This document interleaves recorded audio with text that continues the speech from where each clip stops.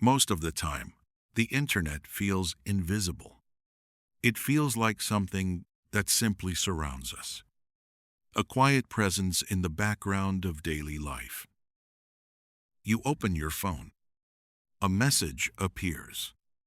You refresh a page, a video begins to play. There are no visible wires, no moving parts, no sense of distance. It feels immediate, almost weightless.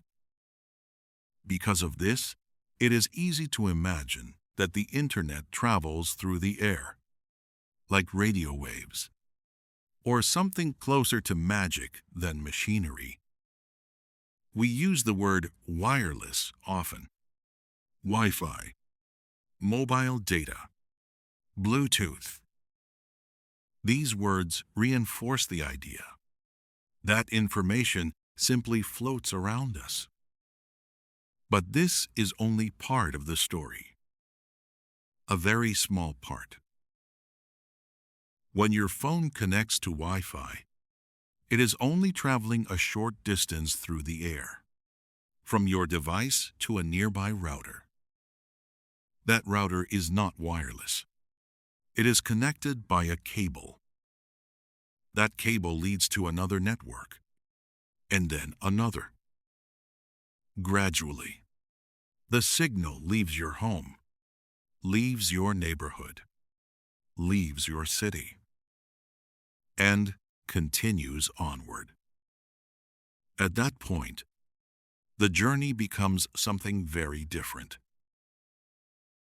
Across long distances, especially between countries and continents, the internet does not rely on the air.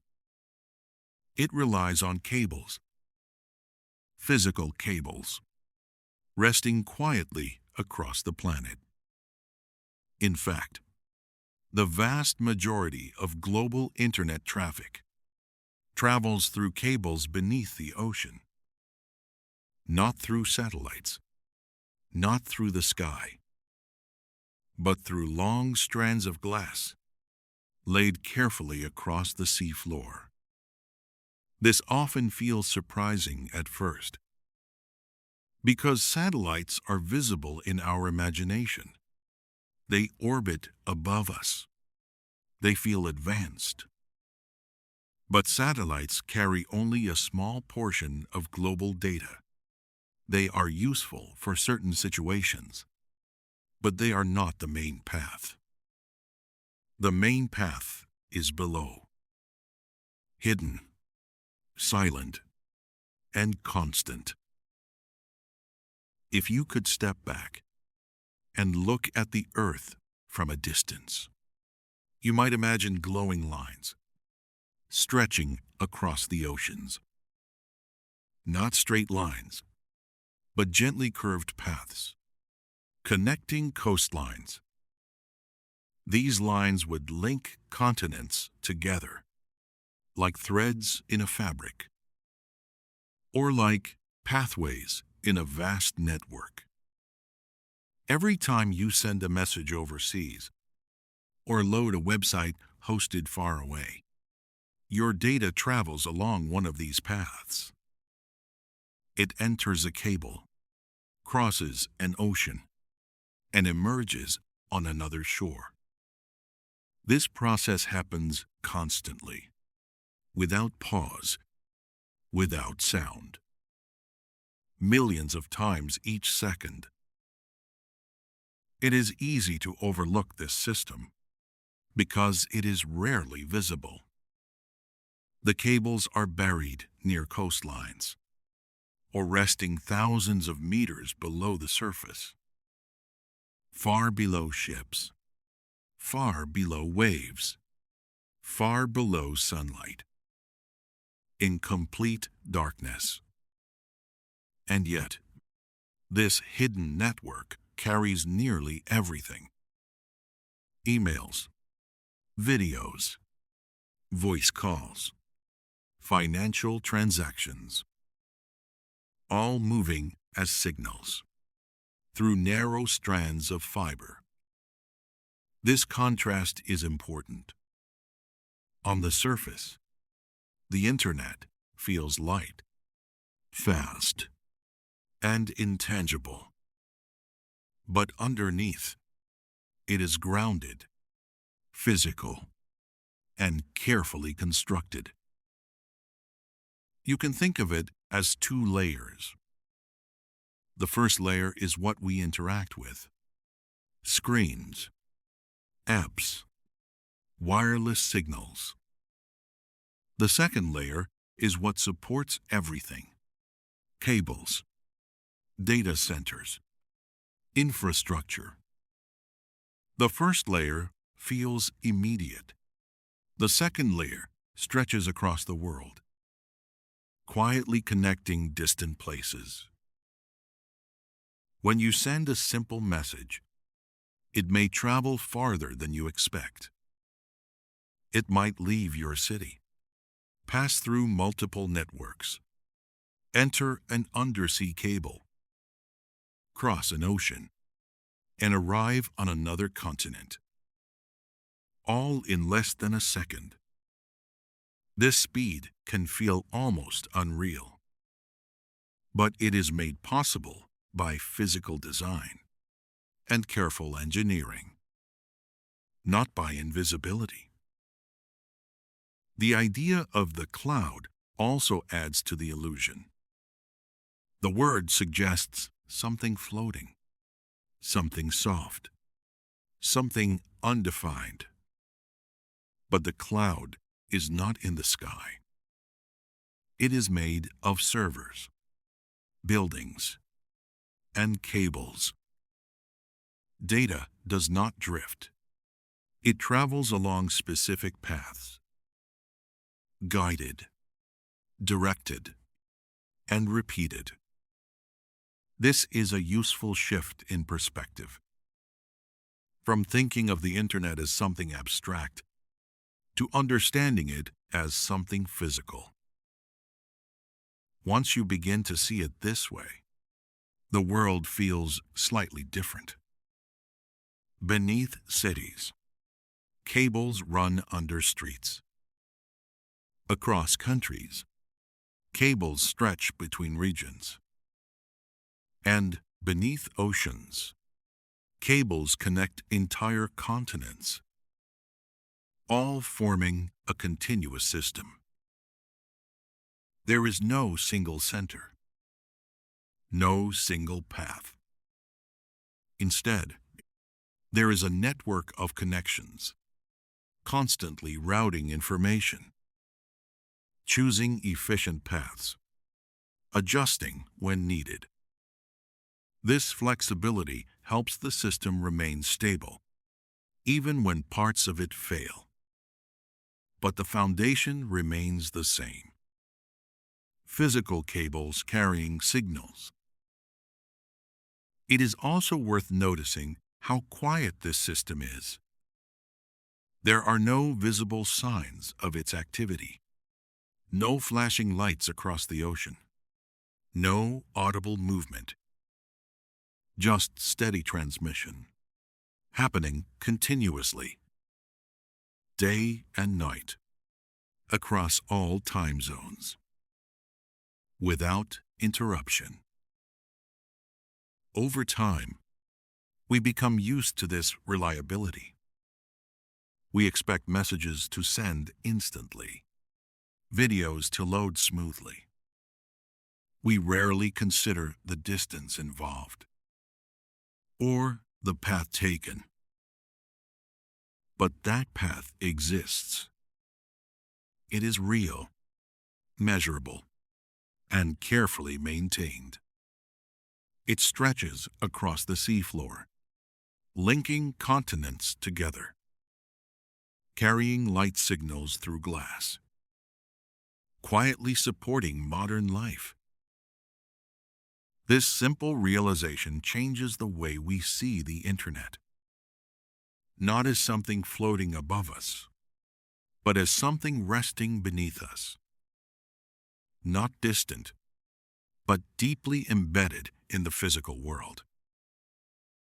And once that idea settles in, it becomes natural to ask a calmer question.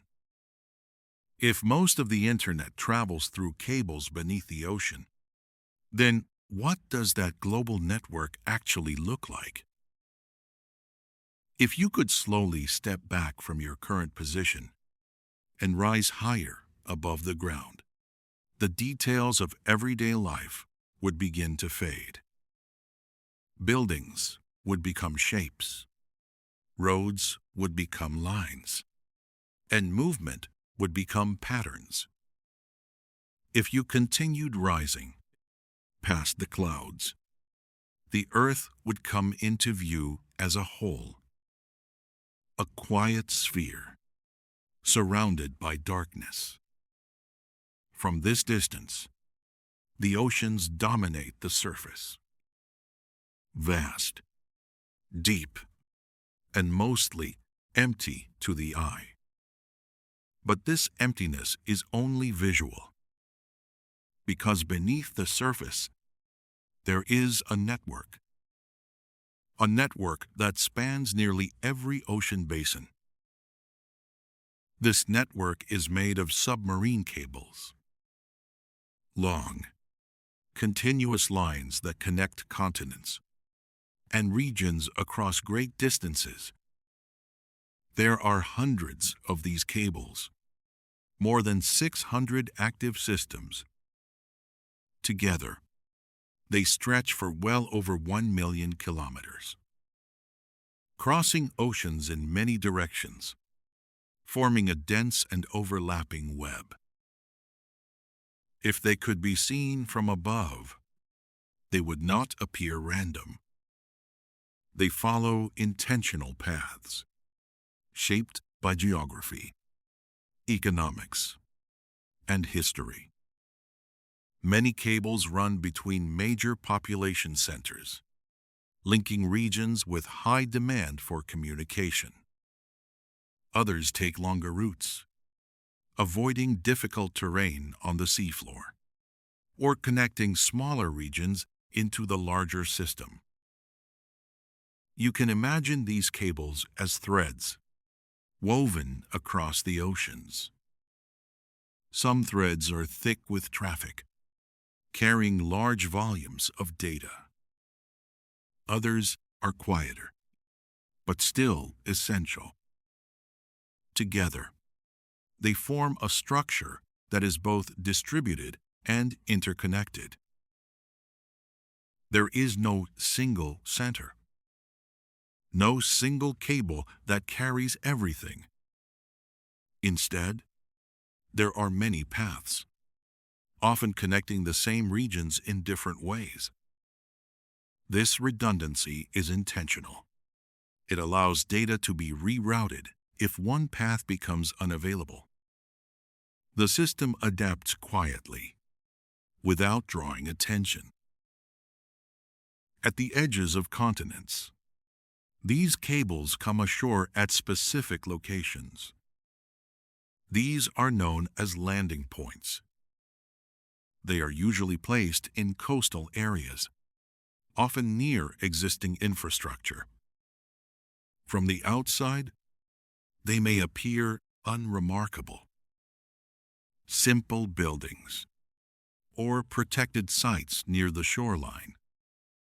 But inside, they serve as gateways, where undersea cables connect to land-based networks.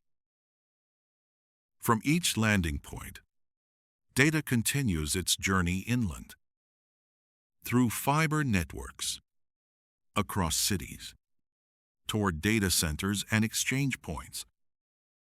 In this way, the ocean network and the land network become one continuous system. If you trace a single connection from one continent to another, it rarely follows a straight line. It might leave a coastal city, enter a cable, travel across the ocean floor, reach another coastline, and then pass through several inland networks. Before reaching its destination, This path is determined by routing systems, which choose efficient and available routes in real time.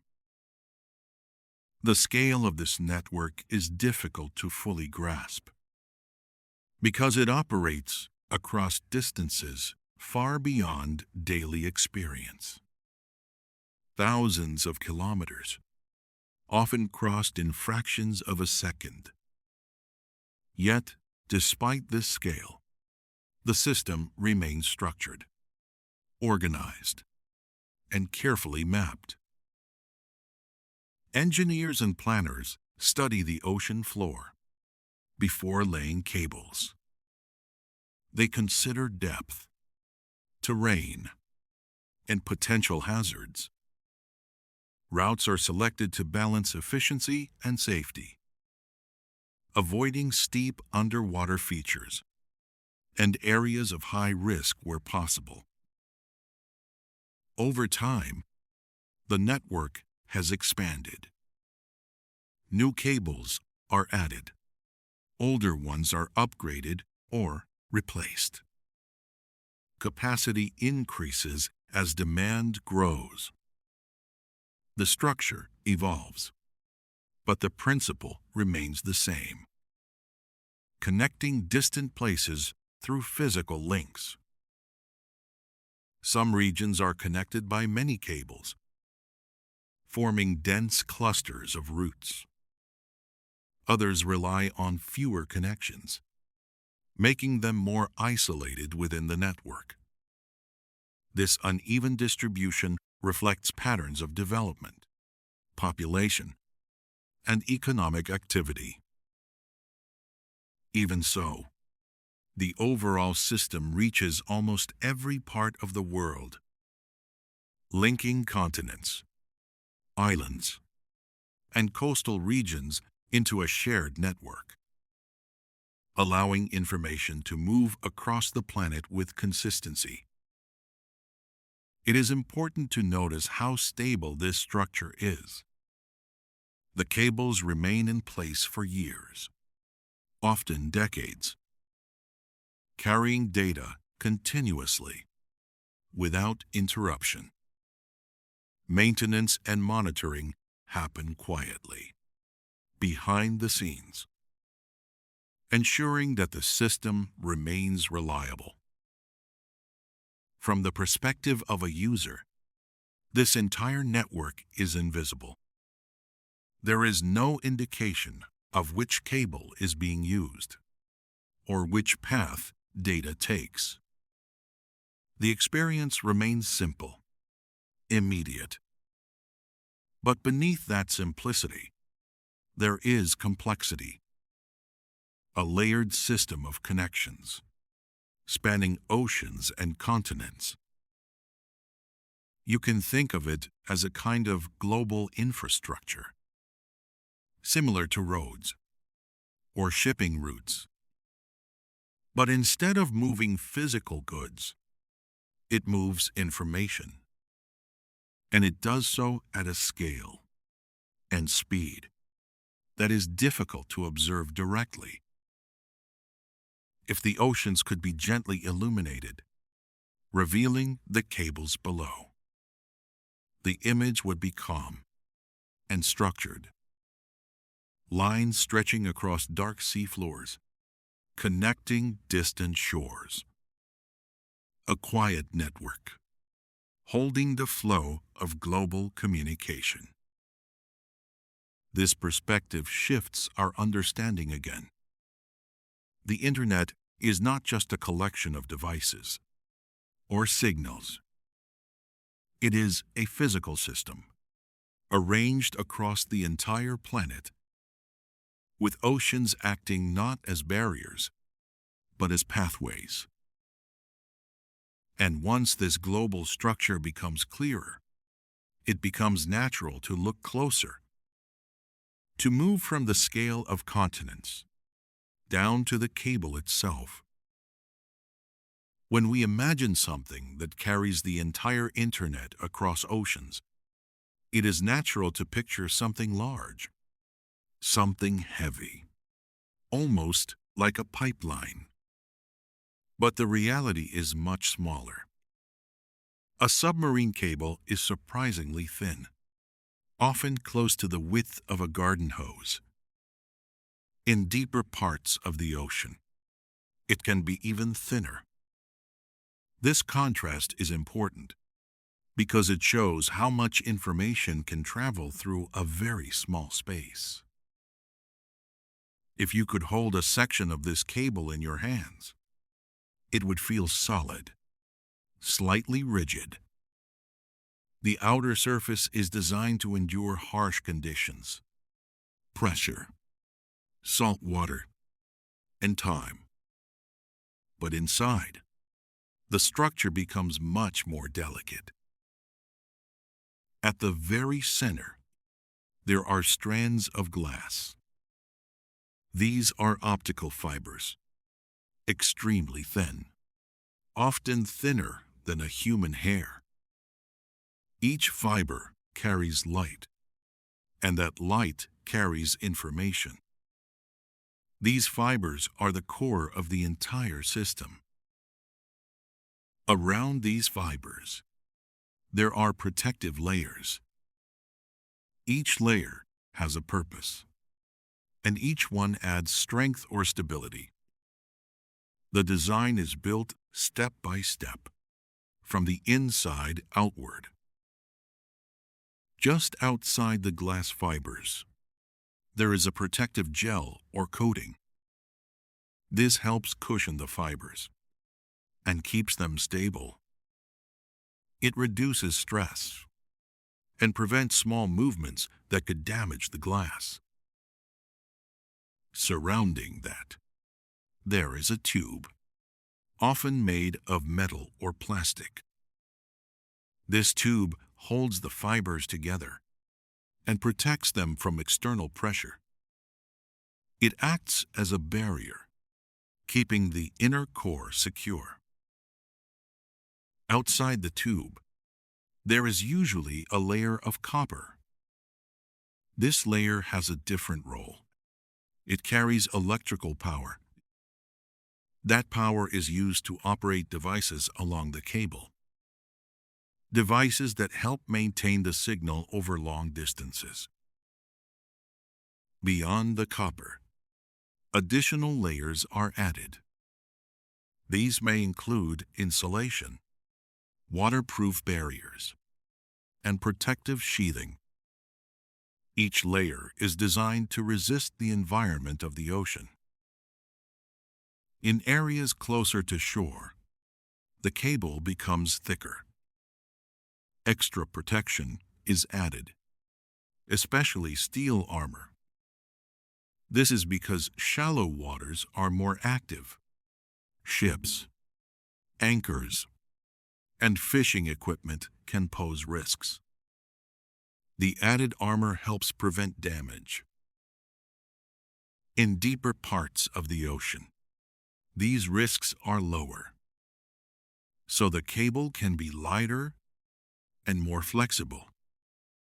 It rests quietly on the seabed, undisturbed for long periods. This layered structure creates a balance. The inside is extremely fragile, thin glass fibers carrying light. The outside is durable, designed to withstand pressure and movement. Together, they form a system that is both delicate and strong. It is also worth noticing how little space the actual data requires. The information itself travels only within the glass fibers. At the center, all the outer layers exist to support and protect that small core. This creates a quiet contrast. Most of the cable is protection, while the essential function happens in a very small area. The glass used in these fibers is highly refined. It must be clear and consistent, with very few imperfections. Even small irregularities could affect how light travels. So the manufacturing process is precise, controlled, and carefully monitored. The fibers are also designed to guide light efficiently. Light enters one end and travels along the fiber, reflecting internally as it moves. This allows the signal to travel long distances with minimal loss. Although the cable appears simple from the outside, it is the result of many layers working together. Each layer has a role, and each role supports the overall function, carrying information reliably across vast distances. When placed on the ocean floor, the cable does not move much. It settles into the environment, following the contours of the seabed. Over time, it becomes part of the landscape, quiet, stable, and largely unnoticed. Despite its small size, a single cable can carry enormous amounts of data. Multiple fibers, each carrying many signals, all traveling simultaneously. This efficiency is one of the reasons the system works so well. The design also allows for long-term use.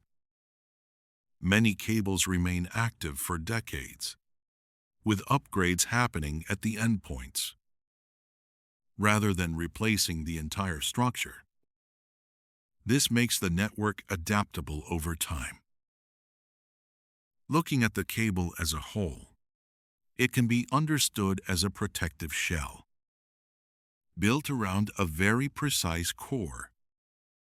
The outer layers handle the physical world, pressure, movement, and risk.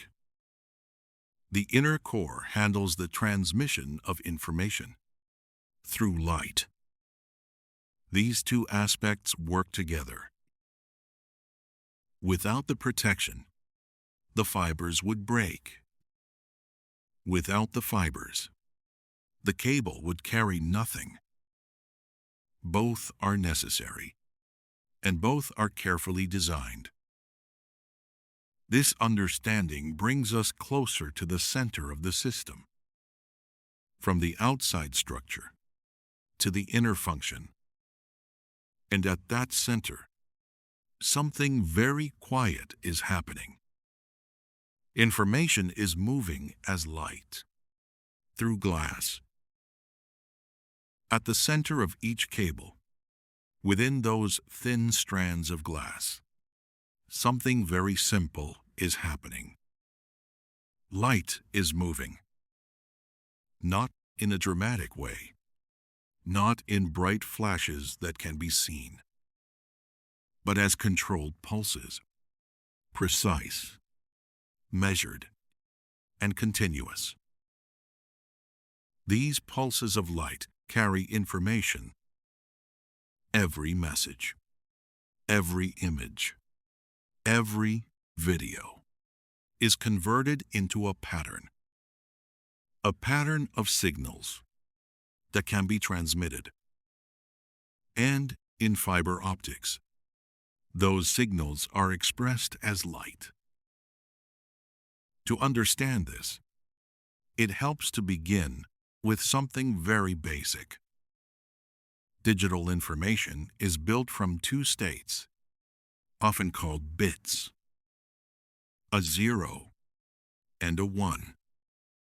These are not numbers in the usual sense, but conditions: on or off, present or absent. In a fiber optic cable, these conditions are represented by light. A pulse of light can represent one state, and the absence of a pulse can represent the other. This creates a sequence, a long stream of light pulses, turning on and off in very precise timing. That sequence forms the data. When arranged correctly, it can represent anything: text, sound, images, entire systems of information. These pulses travel through the glass fiber, and they do so in a very controlled way. The light does not simply move straight through, like a beam in open air. Instead, it is guided along the fiber, contained within it. This is made possible by a physical principle known as total internal reflection. The fiber has two main parts: a core and a surrounding layer called cladding. The core has a slightly higher refractive index than the cladding. This difference causes light to reflect inward rather than escape. So as the light travels, it reflects repeatedly, bouncing along the length of the fiber, staying contained. The motion is steady, consistent, and efficient. Even though the path may involve many reflections, the light continues forward, moving at a speed close to the speed of light in that medium. This speed is extremely high, though slightly slower than in a vacuum, due to the properties of glass. Still, it allows information to travel across oceans in fractions of a second. But the system is not limited to a single stream of light. Multiple signals can travel through the same fiber. This is done using different wavelengths of light, often compared to different colors. Each wavelength carries its own data stream, and they move together without interfering. This method is known as wavelength division multiplexing. It allows a single fiber to carry many channels of information at once, increasing the total capacity without changing the physical structure. The result is a dense flow of information. Multiple streams, layered within the same path, each one precise and coordinated. As the light travels, it does experience some loss. A small portion of the signal weakens over distance due to scattering and absorption within the fiber. This loss is gradual, but over long distances, it becomes significant. To manage this, the system includes amplification. At intervals along the cable, the signal is strengthened, allowing it to continue its journey. This process happens quietly, without interrupting the flow of data. The light enters, is amplified, and continues forward, maintaining the integrity of the signal. Timing is also important. The pulses must remain in sequence and properly spaced. If they overlap or drift, the data could become unclear. So the system is designed to preserve this structure, keeping the signal stable over long distances. At the receiving end, the process is reversed.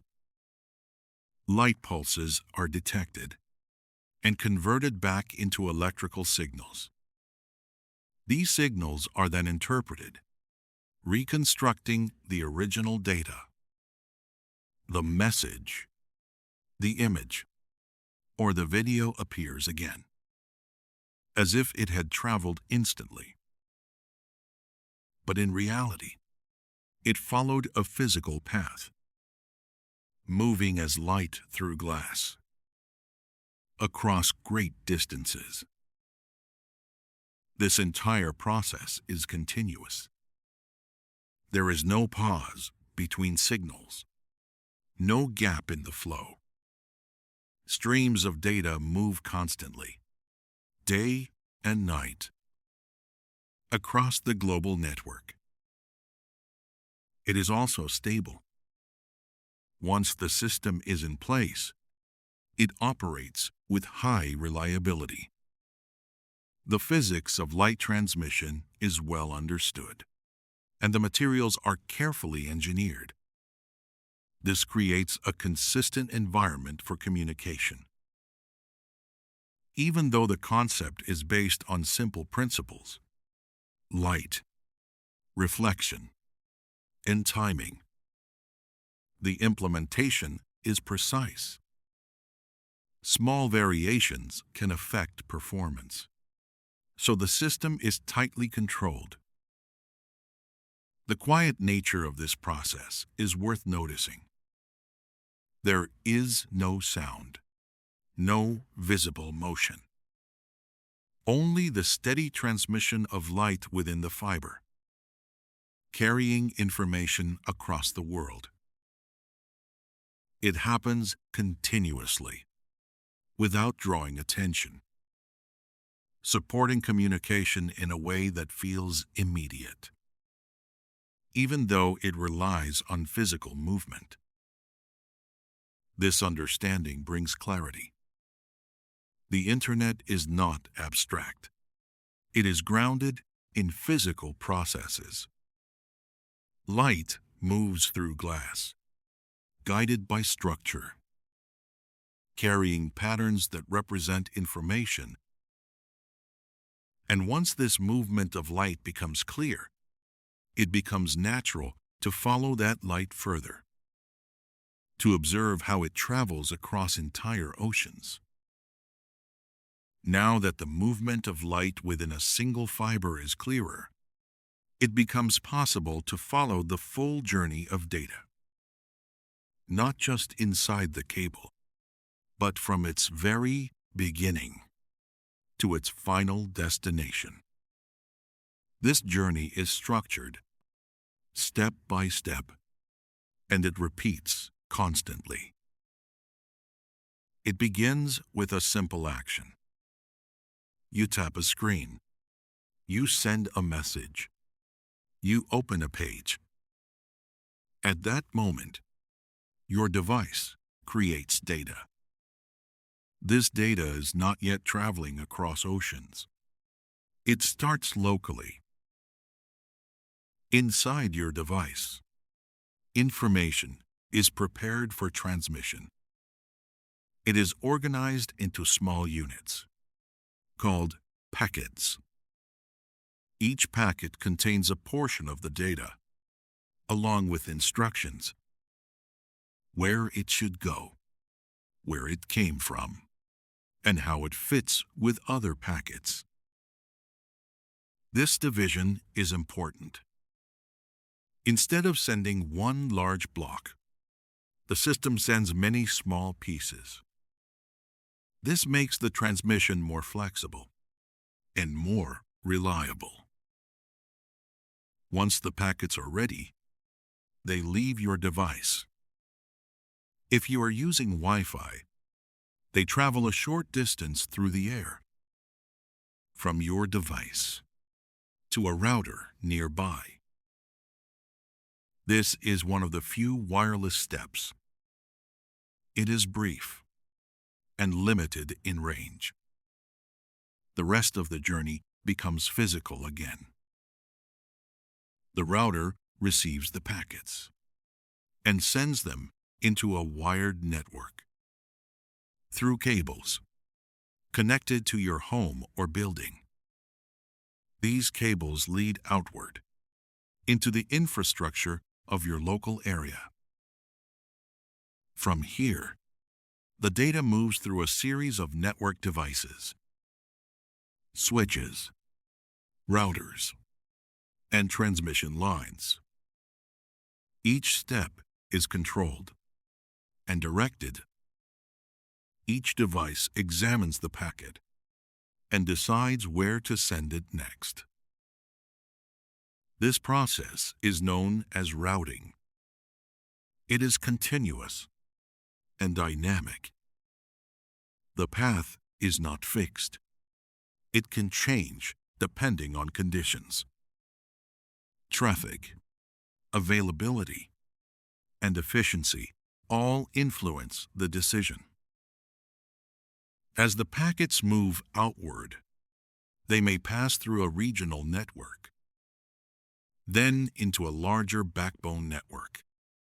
These backbone networks carry high volumes of data across long distances. They form the main pathways of the Internet. At some point, if the destination is far away, the data approaches a coastal region. Here, it reaches a landing station, a place where land networks connect to submarine cables. Inside this station, the data is prepared for long-distance transmission. Electrical signals are converted into optical signals. Light pulses are generated, carrying the information into the fiber. The data now enters the submarine cable and begins its journey across the ocean. It moves as light through the fiber, guided and contained, traveling at high speed. Multiple packets travel together, along with many others, from different users. The cable carries a continuous flow, not just a single message. Within the fiber, different wavelengths of light carry different streams. These streams move simultaneously, without interfering. This allows a single cable to handle enormous capacity. As the data travels, it passes through repeaters along the route. These devices strengthen the signal, ensuring that the light remains clear. The process is smooth and uninterrupted. The journey across the ocean may span thousands of kilometers, but it happens quickly, often in less than a second. From the perspective of the user, it feels immediate. Eventually, the data reaches another coastline. It arrives at a landing station on the other side.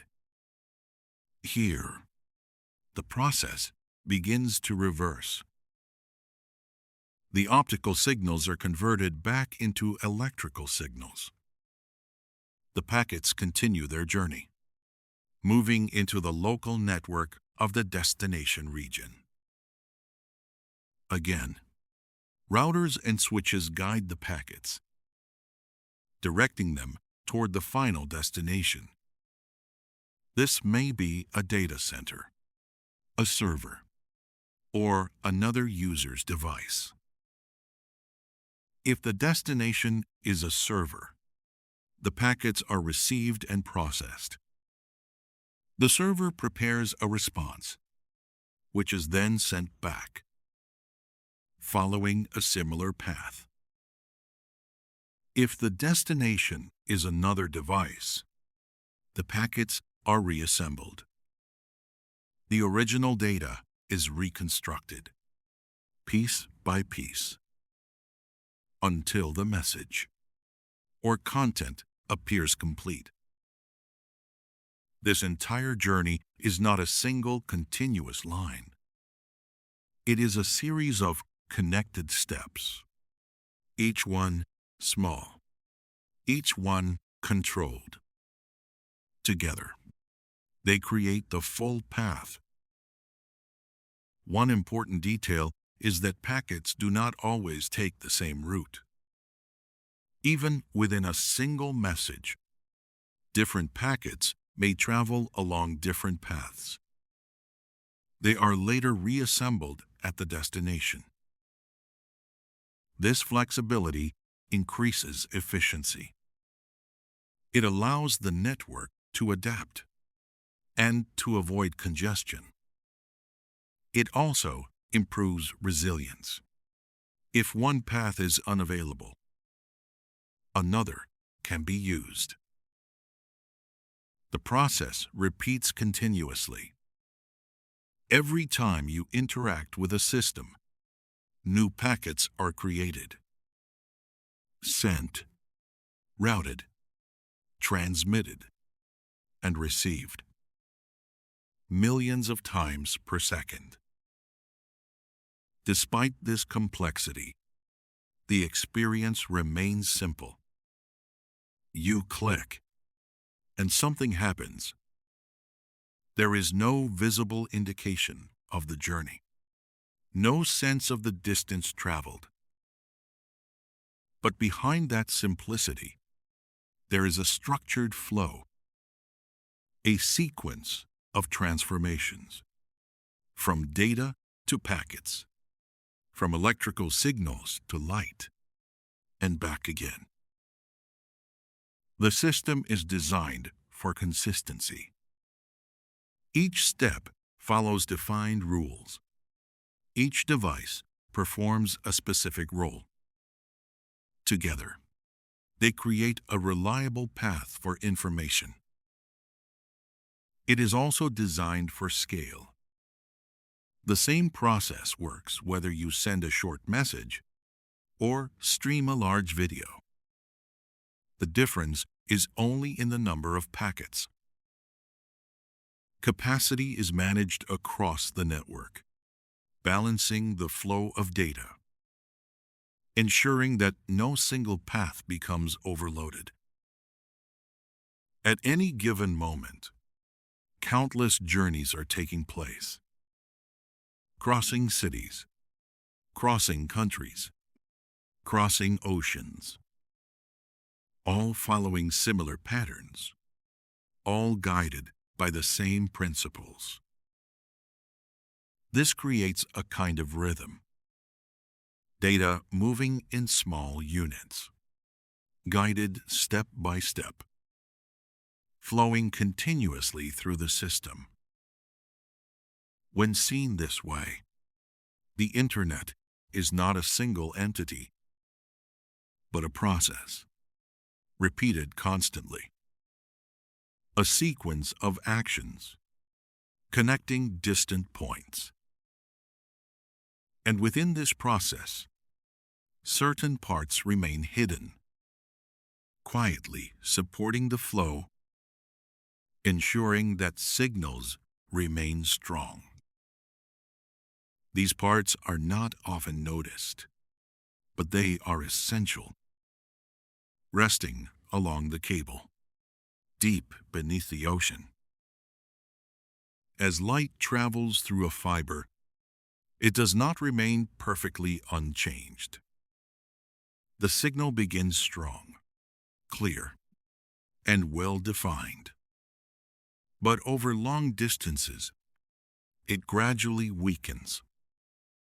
This change is slow, almost unnoticeable at first. But it is constant. The weakening of the signal is known as attenuation. It happens because the material of the fiber is not perfectly transparent. Small imperfections and natural properties of glass cause tiny amounts of light to scatter or be absorbed. With each small loss, the signal becomes slightly weaker. Over a short distance, this loss is minimal. The signal remains strong and easy to detect. But submarine cables stretch for thousands of kilometers. Across such distances, the accumulated loss becomes significant. If nothing were done, the light would fade, becoming too weak to carry clear information. The pattern of pulses would blur, and eventually disappear. To prevent this, the system includes devices placed along the cable. These devices are called repeaters.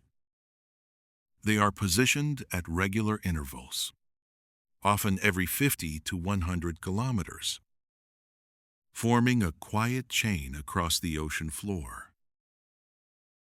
Each repeater has a simple role. It restores the strength of the signal, allowing it to continue its journey without changing the data, without interrupting the flow.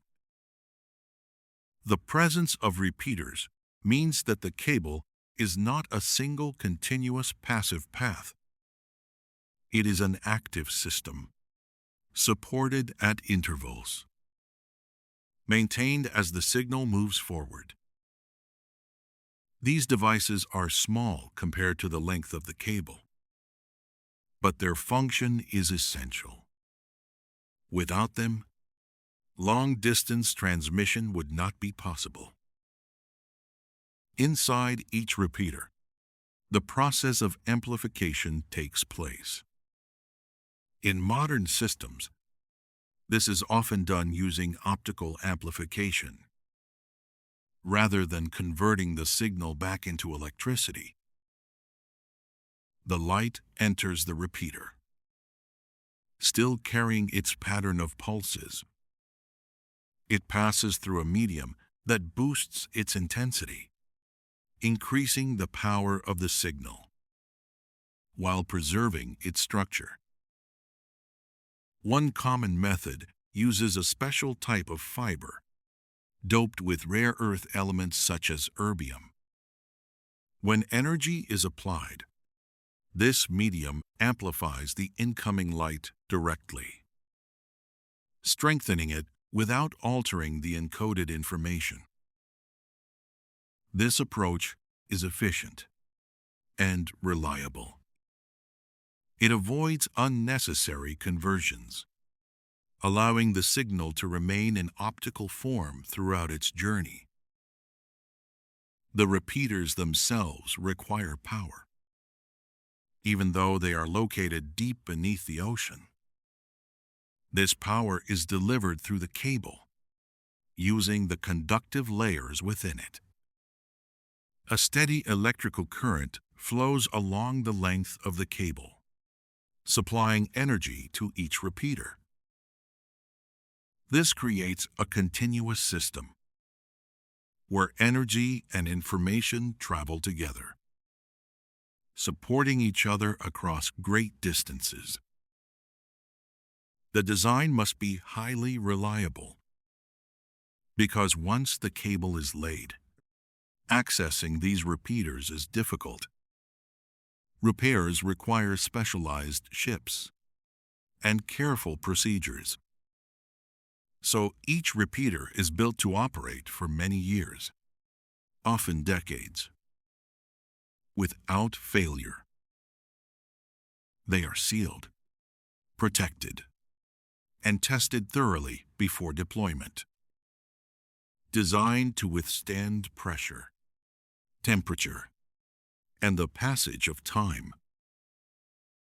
Once placed on the ocean floor, they remain still, quietly performing their function, with no visible movement, no sound, no indication of activity. And yet, they are constantly at work, amplifying signals, maintaining clarity, supporting the flow of global communication. The spacing of repeaters is carefully chosen. Too far apart, and the signal would weaken too much. Too close, and the system would become inefficient. So engineers determine optimal distances based on the properties of the fiber and the required performance. This creates a rhythm along the cable, a repeating pattern of transmission and reinforcement.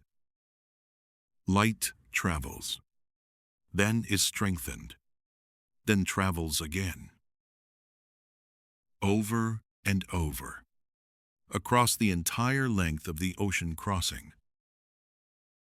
It is also important to notice that repeaters do not interpret the data. They do not read messages or understand content. They simply amplify the signal, preserving the pattern of light pulses. This keeps the system efficient and focused on transmission. In this way, the repeaters act as silent helpers, supporting the signal without interacting with its meaning. Their role is consistent, predictable, and continuous. They do not change based on the type of data, only on the need to maintain signal strength. This simplicity contributes to reliability. Fewer transformations, fewer opportunities for error. A steady process repeated many times. If you imagine the full length of a submarine cable stretching across an ocean, you can picture these repeaters placed along it at regular intervals, like markers or stations, each one quietly reinforcing the signal. Between them, the light moves steadily, carrying information forward, guided by the fiber. Then, at each repeater, the signal is renewed, prepared to continue.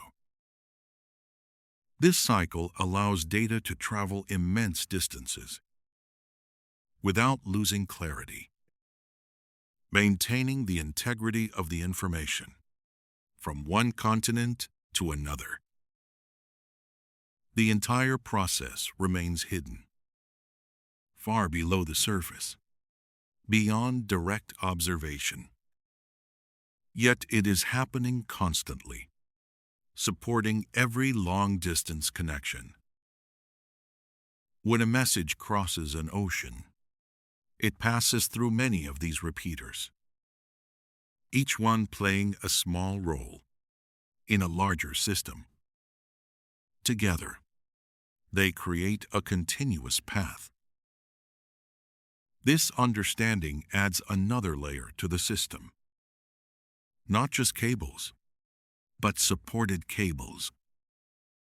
Not just transmission, but maintained transmission. A network that does not simply exist, but actively sustains itself. And once this quiet support system is clear, it becomes natural to consider how these cables are placed in the first place.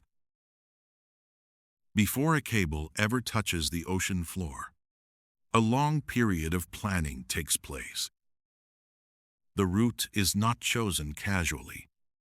It is studied in detail.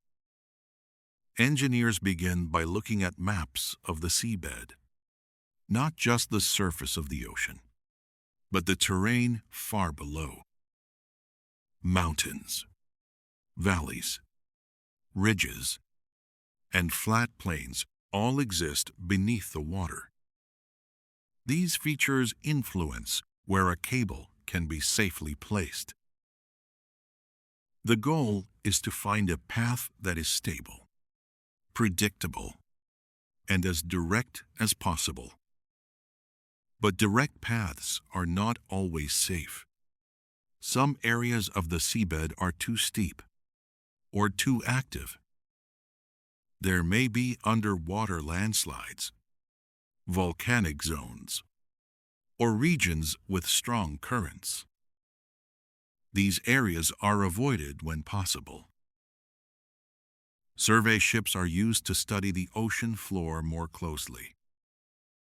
They move slowly along proposed routes, using sonar and sensing equipment. This creates detailed maps, showing the shape and composition of the seabed.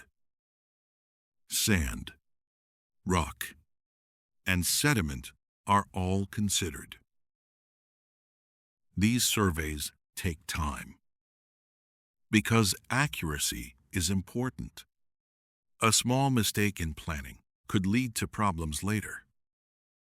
Once a route is confirmed, the process of laying the cable can begin. The cable itself is manufactured in long, continuous lengths. It is carefully coiled and loaded onto specialized ships. These ships are designed for this single purpose: carrying and placing submarine cables. On board, large circular tanks hold the cable. The cable is arranged in loops, stacked in a way that allows it to be released smoothly, without tangling or stress. When the ship reaches the starting point, the process begins slowly. The end of the cable is brought ashore, often through careful coordination with teams on land. This connection forms the first landing point. Once the shore connection is secured, the ship begins to move away from land, gradually releasing the cable into the water.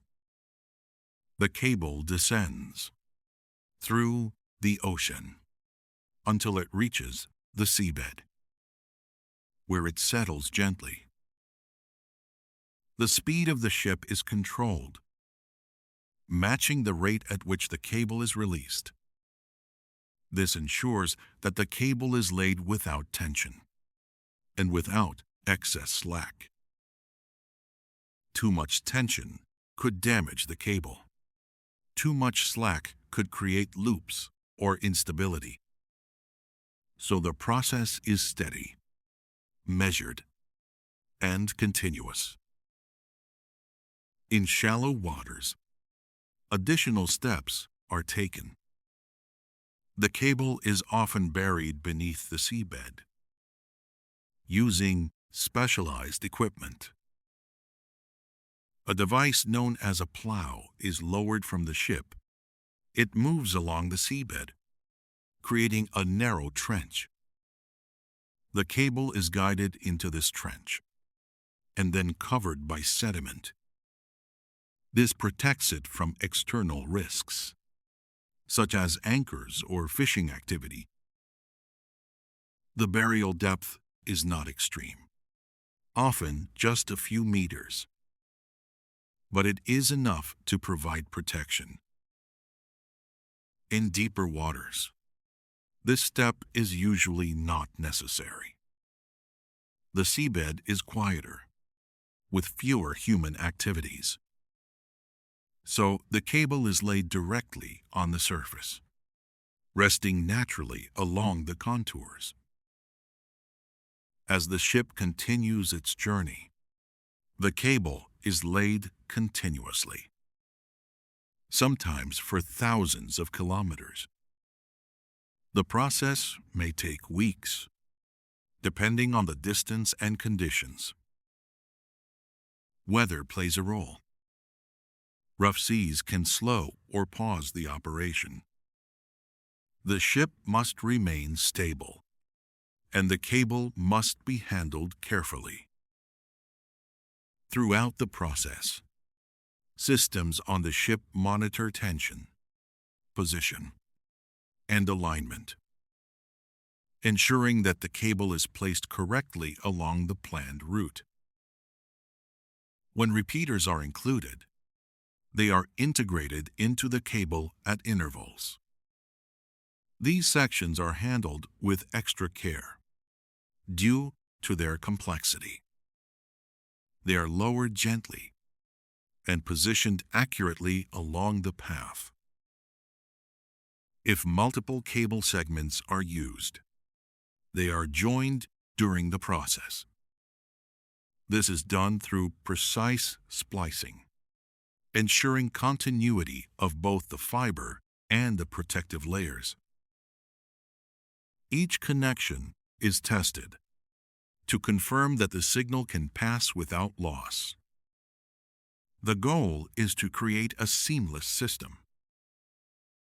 As the ship approaches the far coastline, the process mirrors the beginning. The cable is guided toward shore and connected to a landing station, completing the link between continents. Once the cable is fully laid, testing continues. Signals are sent through the system, measuring performance and confirming reliability.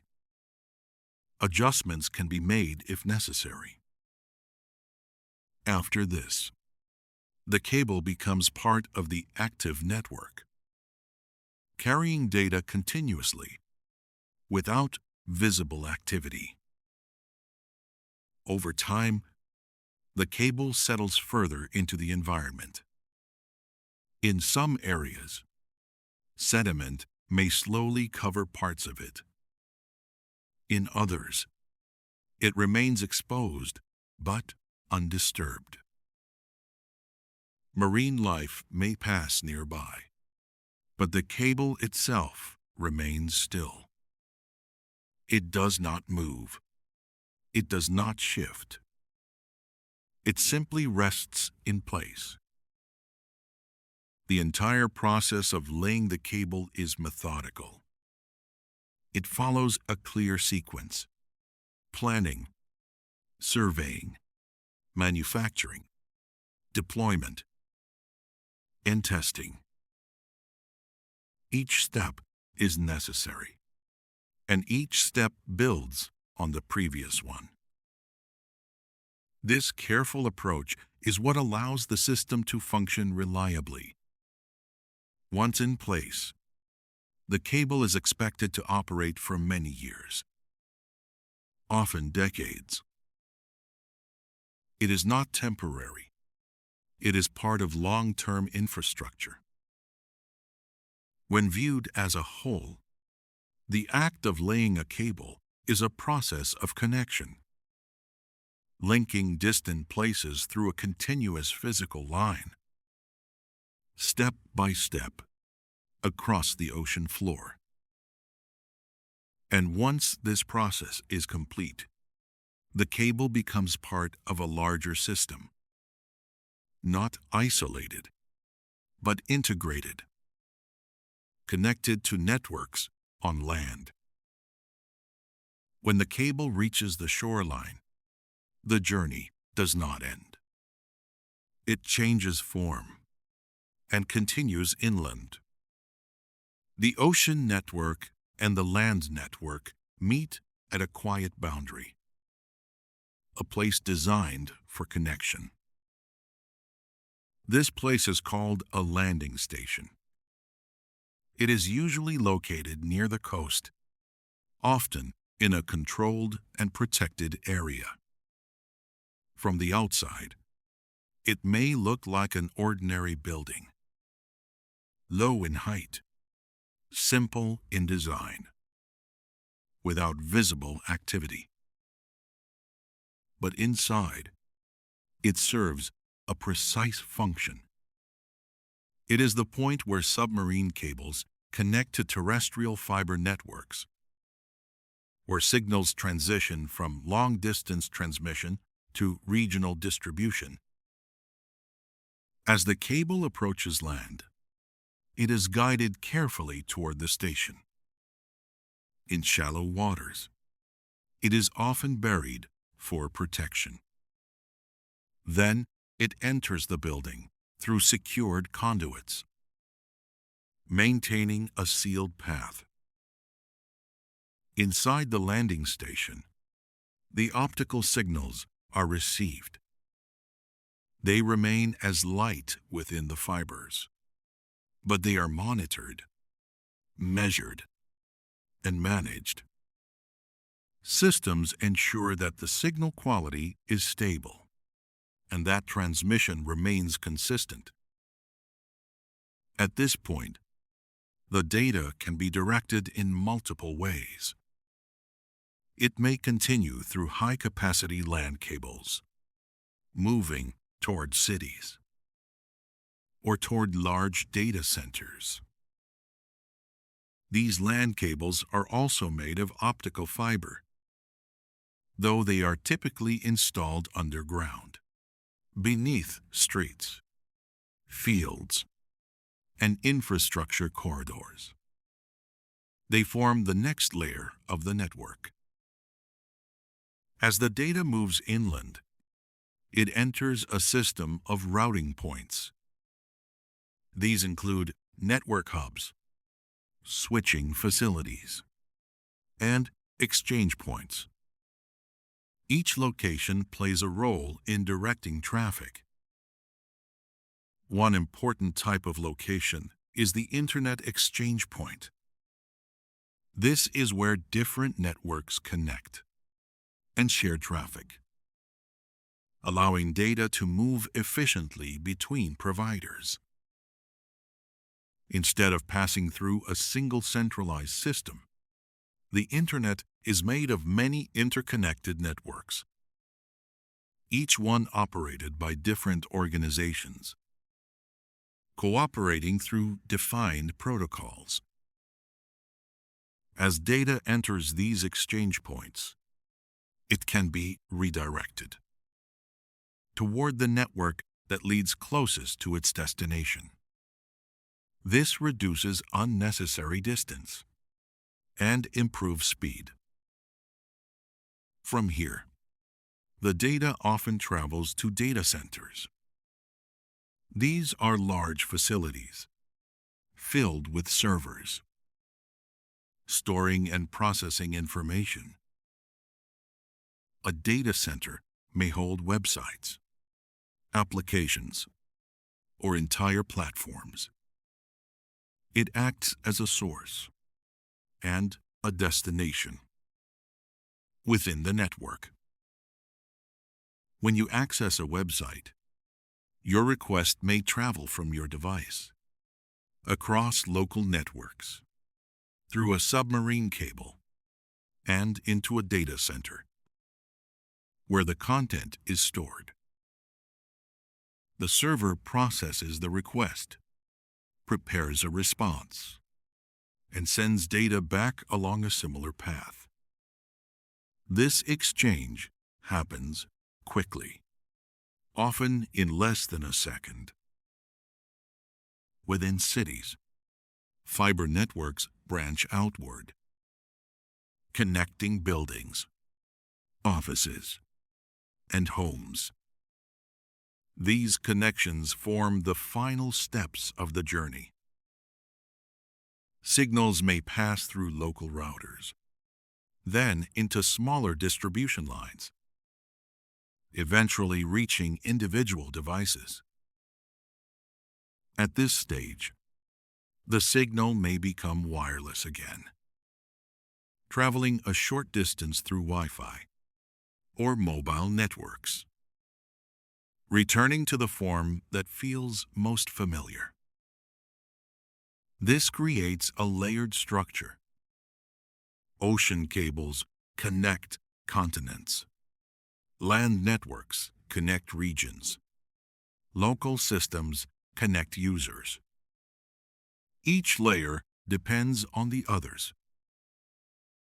Without the ocean cables, global communication would be limited. Without land networks, the connection would not reach cities. Without local systems, it would not reach individuals. All parts work together, forming a continuous path from one device to another. It is also important to notice how distributed this system is. There is no single location where all data passes. Instead, there are many routes, many hubs, and many decision points. This distribution increases resilience. If one path becomes unavailable, data can be redirected, continuing along a different route. The process happens automatically, guided by routing protocols, adjusting in real time. From a user's perspective, this complexity is hidden. There is no indication of which path is used or how many systems are involved. The experience remains simple, immediate. But beneath that simplicity, there is a layered infrastructure, connecting oceans to land and land to devices. Each step follows the same principles. Signals are transmitted, guided, and received, whether across thousands of kilometers or across a single room. The difference is scale, not method. The landing station plays a quiet but important role. It marks the transition point between two environments, the ocean and the land. It ensures that signals remain stable and that the connection continues smoothly. From there, the network expands outward, reaching into regions and into daily life. This expansion is what allows the Internet to feel local, even when the data travels globally.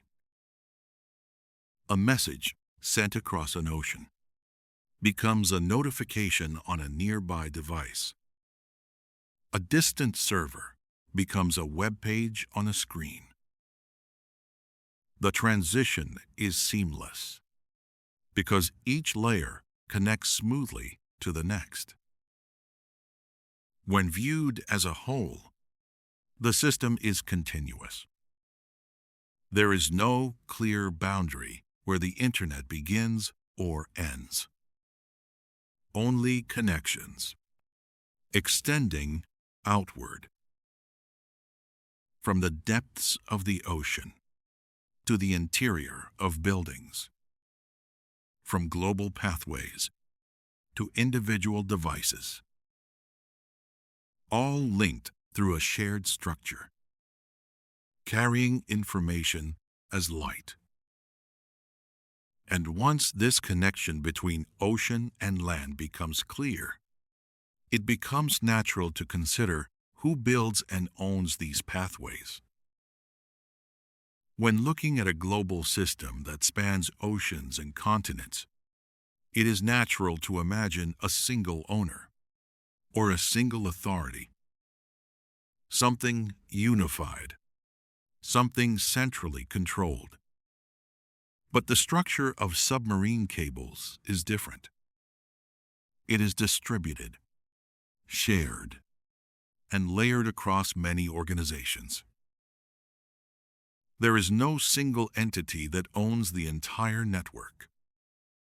Instead, cables are built and operated by a combination of companies, each one participating in part of the system. In the earlier years of global communication, submarine cables were primarily funded by telecommunications companies. These were the organizations responsible for connecting countries and providing international voice and data services. They formed partnerships, sharing the cost and the capacity of each cable. This model still exists today. Multiple companies may jointly invest in a single cable system, dividing ownership into shares. Each participant receives a portion of the total capacity, which they can use or sell. Over time, the structure has evolved. New types of organizations have become involved, especially large technology companies. Companies that operate global platforms, such as search engines, cloud services, and social networks now require large amounts of data capacity. To meet this demand, they have begun investing directly in submarine cables. In some cases, they partner with telecom providers. In other cases, they fund and build cables independently. This shift reflects a change in how the Internet is used. More data is being generated. More services are centralized in large data centers. And the need for reliable, high-capacity connections has increased. As a result, companies that depend on data flow also invest in the infrastructure that supports it. The ownership of a cable can therefore be complex. It may involve multiple stakeholders, each with different roles. Some provide funding. Some manage operations. Some maintain the system. Others lease capacity without owning the physical cable. This creates a layered economic structure. The physical cable exists as infrastructure, while the capacity within it is treated as a resource. That resource can be allocated, shared, or traded. Capacity is often measured in bandwidth, the amount of data that can be transmitted over time. Organizations may purchase or lease bandwidth, depending on their needs. This allows smaller providers to access global connectivity without building their own cables. They rely on the existing network, connecting through agreements with larger operators. The system, therefore, remains open, but structured. Access is possible, but it is managed through contracts and technical coordination. Another aspect to consider is regulation. Submarine cables cross international boundaries and connect multiple countries. This requires coordination with governments. Permits are needed for landing points. Environmental studies may be required to ensure that installation does not disrupt marine ecosystems. Security considerations are also present. Because these cables carry large amounts of global data, they are considered critical infrastructure. Governments may monitor, regulate, or protect certain aspects of the system.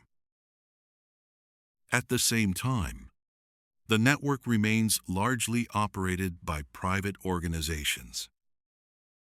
This creates a balance between public interest and private investment. The decision to build a new cable is influenced by many factors. Demand for data, economic connections between regions, and strategic considerations. Companies analyze traffic patterns, looking for areas where capacity is needed. If demand increases between two regions, a new cable may be planned, providing additional bandwidth and reducing congestion. This process is gradual. The network expands over time, responding to changes in usage. It is not built all at once. Instead, it grows, adapting to the needs of communication. The involvement of large technology companies has also changed the structure of the network. In some cases, they build cables that connect directly to their own data centers, creating more direct paths for their services. This can improve performance, by reducing the number of intermediate networks. It also gives these companies more control over capacity. At the same time, traditional telecom providers continue to play a central role. They operate large portions of the network and provide connectivity to many regions, especially where infrastructure is less developed. This coexistence creates a diverse ecosystem, different types of organizations, contributing in different ways, all supporting the overall function of the network. It is also worth noting that cables are long-term investments. Building a submarine cable is expensive and time-consuming. Once completed, it is expected to operate for many years. This encourages careful planning and collaboration. Because the benefits extend over long periods, the economic model therefore reflects both stability and change. Stability in the physical infrastructure, and gradual change in ownership and usage. Another aspect is competition. Different companies may build separate cables along similar routes. This creates multiple options for connectivity, which can improve reliability and reduce costs. At the same time, cooperation remains necessary, because no single organization can cover the entire globe alone. This combination of competition and cooperation shapes the structure of the network. It is not purely centralized and not purely fragmented. It exists somewhere in between. A connected system built by many participants. From a user's perspective, these details are not visible. The ownership of a cable does not change how a message is sent or how a page loads. The experience remains consistent. But beneath that consistency, there is an economic and organizational structure guiding how the network is built, how it expands, and how it is maintained. This structure influences where new cables are placed, how capacity is distributed, and how regions are connected. It shapes the flow of information in ways that are not immediately visible. When viewed as a whole, the cable network is both technical and economic. A physical system of fibers and signals, supported by agreements, investments, and cooperation. The cables themselves carry light, but their existence depends on decisions made by organizations. This adds another layer of understanding. The network is not only engineered, it is also organized, shaped by human choices. And while this structure provides stability, it also introduces points of vulnerability. Because the system depends on physical components. Components that exist in the real world, exposed to risk. Even though the global cable network is designed for stability, it is not immune to disruption. The system is physical, and anything physical can be affected by its environment. This does not mean it is fragile in a simple sense, but it does mean it must account for risk. These risks exist at different scales. Some small, some larger, all part of the environment in which the cables operate. In shallow waters, the most common sources of disruption are human activities. Ships move across the ocean surface. Anchors are lowered, and fishing equipment is deployed. These actions are routine, part of daily maritime activity. But they can interact with cables in unintended ways. An anchor may drag along the seabed, contacting a cable. Fishing trawls may pass over the same area, creating tension or abrasion. These interactions can damage the outer layers of the cable, and in some cases, disrupt the fibers within. For this reason, cables near the shore are often buried. This reduces the likelihood of contact and provides a layer of protection. The burial is not deep, but it is effective in many situations. In deeper waters, human activity is less frequent, but other factors are present. The ocean floor is not completely still.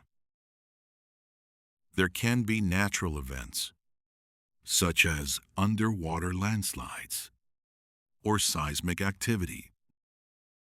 These events can shift the seabed, moving or damaging cables. Such events are relatively rare, but they are considered during route planning.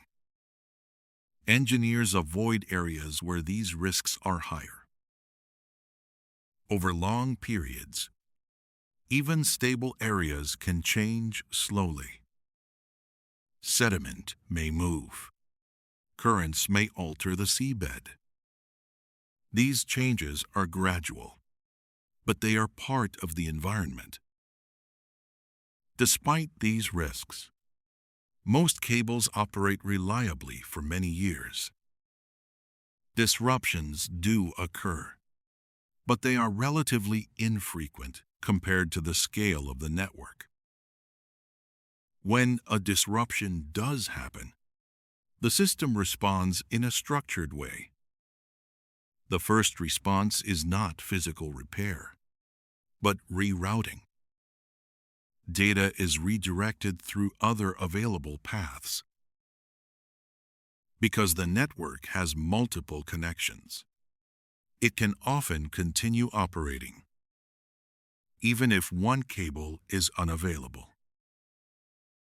This redundancy is an important part of the design. It allows the system to absorb disruptions without immediate failure. Users may not notice any change, or they may experience a slight delay, depending on the situation. While data is rerouted, plans for repair begin. This process involves identifying the location of the fault, which is done using signal measurements and monitoring systems. Once the location is known, a repair ship is dispatched. These ships are equipped with tools and equipment designed for cable recovery and repair. The ship travels to the area and begins the process of locating the cable on the seabed. This can be complex, especially in deep water. Specialized grappling tools are lowered to retrieve the cable. Once brought to the surface, the damaged section is removed, and a new segment is spliced in. The repair must restore both the optical fibers and the protective layers, ensuring that the cable can function as before. After the repair, the cable is carefully lowered back to the seabed, and the system is tested. This entire process can take days or weeks, depending on the location and conditions. During this time, the network continues to operate using alternative routes. This ability to adapt is a key feature of the global system. It allows communication to continue, even when individual components are affected.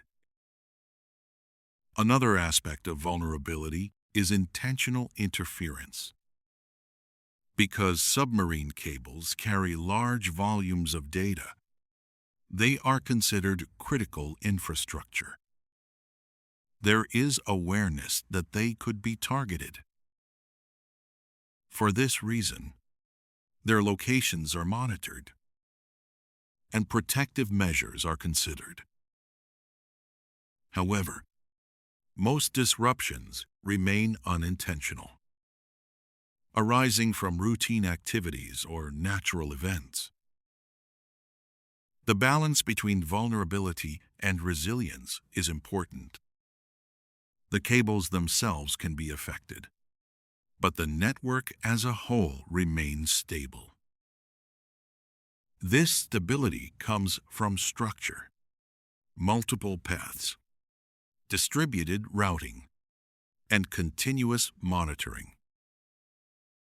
It is also supported by coordination between organizations, sharing information, and responding to issues collectively.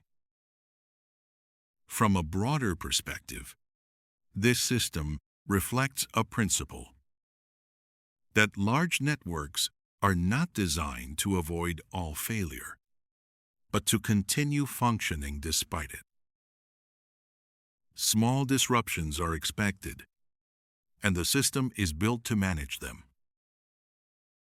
This creates a quiet reliability, not absolute, but consistent. It allows global communication to continue across changing conditions. Even though the cables are hidden, their maintenance is active, monitored continuously, and supported by infrastructure and planning. This ongoing attention helps reduce the impact of disruptions and ensures that the network remains functional. Over time, improvements are made. Better materials, better routing, better monitoring systems. These changes increase resilience and reduce risk. But the fundamental reality remains. The system exists in the physical world and is shaped by it. This does not make it unreliable, but it does make it grounded. The flow of information depends on structures that must be maintained, protected, and occasionally repaired. And within this understanding, another question naturally appears. If cables carry most of the world's data, then what role do satellites actually play? When thinking about global communication, satellites often come to mind first. They orbit above the Earth, moving silently through space, sending and receiving signals across long distances. This image is familiar, and it feels intuitive. If something needs to travel far, it might go upward, into the sky. But in practice, most global internet traffic does not take this path. It travels below, through submarine cables. Satellites do play a role, but that role is more specific and more limited. To understand this, it helps to compare how the two systems operate. A satellite connection begins at a ground station. A signal is transmitted upward through the atmosphere. toward a satellite in orbit. The satellite receives the signal, processes it, and then transmits it back down to another location on Earth. This creates a path that includes two long segments, one upward and one downward. The total distance is large, especially for satellites in higher orbits. This distance affects how long the signal takes to travel. The delay is known as latency. It is the time between sending a request and receiving a response. For satellites, this delay is generally higher than for fiber optic cables because the path is longer and the signal must travel through space. In contrast, submarine cables provide a more direct route. Signals move along the surface of the Earth rather than traveling far into space. This reduces latency, making communication faster. Another difference is capacity.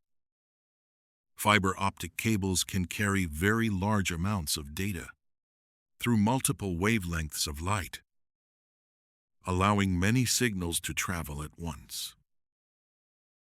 Satellites have more limited bandwidth. They can handle significant data, but not at the same scale as modern submarine cables. This makes cables more suitable for the continuous high-volume traffic of the global Internet. There is also a difference in cost. Building and launching satellites requires complex engineering and significant resources. Maintaining them in orbit also involves ongoing effort. Submarine cables are also expensive, but once installed, they provide stable, long-term capacity with lower cost per unit of data over time. Reliability is another factor. Fiber optic cables are protected beneath the ocean and designed for long-term use. While they can be damaged, they are generally stable. Satellites operate in a different environment, exposed to space conditions and subject to orbital limitations. These differences shape how each system is used. Submarine cables form the backbone of global communication, carrying the majority of data between continents. Satellites serve more specialized roles. They are useful in areas where cables are not practical, such as remote regions, open oceans, or temporary installations. They also support communication during emergencies, when ground infrastructure may be unavailable. In some cases, satellites provide connectivity to moving systems, such as ships, aircraft, or remote research stations. In these situations, the flexibility of satellite communication is valuable. It allows connections where fixed cables cannot reach. Over time, new types of satellite systems have been developed, including low Earth orbit constellations. These systems operate closer to the Earth, reducing latency compared to traditional satellites. They also use multiple satellites working together to provide continuous coverage. This improves performance and expands the range of possible applications. Even with these advances, the fundamental differences remain. Fiber optic cables still offer higher capacity and more direct transmission paths. As a result, they continue to carry most global internet traffic. It is helpful to think of the two systems as complementary rather than competing. Cables provide the main structure, connecting major regions, while satellites extend connectivity to areas beyond that structure. Together, they form a more complete system, capable of reaching a wide range of environments. From a user's perspective, the distinction is often invisible. A connection simply works, whether it is supported by cable or satellite. But beneath that simplicity, different technologies are in use, each chosen for its strengths. Understanding this helps clarify a common misconception. The Internet is not primarily a space-based system. It is grounded, built along the surface of the Earth, with cables forming the main pathways and satellites filling specific roles. This perspective brings the system back into focus, not as something distant, but as something connected to the physical world. The signals that feel instantaneous follow real paths, shaped by engineering choices. And as this becomes clear, the final step is to consider what all of this means, how this quiet system supports everyday life. When the structure of global cables becomes clear, the system begins to feel less distant. It is no longer an abstract idea, but something physical, something placed carefully across the world. Beneath oceans, beneath cities, beneath everyday movement, there is a continuous network. It operates quietly, without drawing attention, and yet it supports a large part of modern life. Each time a message is sent, each time a page is opened, each time a video begins to play, the system is in motion. The process is consistent, repeating in the same structured way. Data is created, divided, transmitted, guided, and received. These steps are small, but together they form a complete journey. Across rooms, across cities, across continents, and across oceans. What feels immediate is built on layers of movement, each layer connected, each layer dependent on the others. There is a kind of balance in this system between simplicity at the surface and complexity beneath it. For the user, the experience is direct. A request is made, and a response appears. But beneath that moment, there is a path, carefully maintained. Light moving through glass, signals guided by routers, cables resting on the seabed. All of it working together, without interruption. This system also reflects a broader pattern. Large structures are often hidden, supporting visible outcomes. Roads beneath traffic, power lines behind electricity, and cables beneath communication. Each one forms a foundation, allowing activity to take place above it. The global cable network is one of these foundations.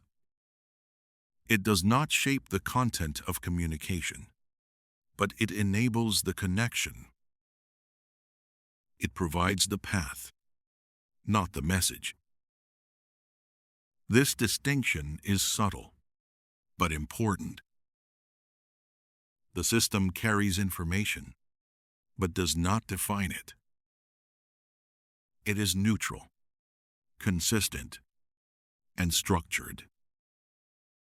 At the same time, the existence of this network influences how the world connects. Where cables are placed affects how quickly regions can communicate. Where capacity is expanded affects how easily data can flow. These effects are gradual and often unnoticed, but they shape patterns over time. The system is not static. It evolves. New cables are added. Existing ones are upgraded. Routes are expanded. This growth follows demand, responding to how people and systems use data. As more information is created, more capacity is needed, and the network adjusts. This adjustment is steady, not sudden, built through planning and coordination. Over time, the network becomes denser, more connected, more capable. Yet the fundamental process remains the same. Light moving through fiber, guided step by step. This consistency gives the system a kind of quiet reliability. It does not need to change its basic method, only its scale. The same principles apply, whether a signal travels a short distance or across an ocean. This repetition creates a rhythm, a steady pattern of transmission and reception. It is not visible, but it is constant. When viewed from a distance, the entire system can be imagined as a network of lines crossing the globe. Some lines run beneath the ocean, connecting continents.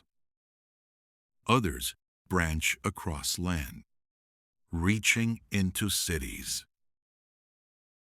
Together, they form a continuous web, linking distant points. Within this web, information moves freely, guided but not constrained. Paths are chosen dynamically, based on availability and efficiency. The system adapts, moment by moment, without drawing attention to the process. This adaptability is part of its strength. It allows the network to respond to change without interruption.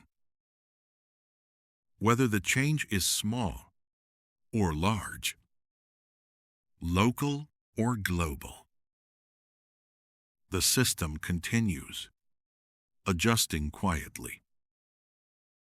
There is also a sense of scale in this structure.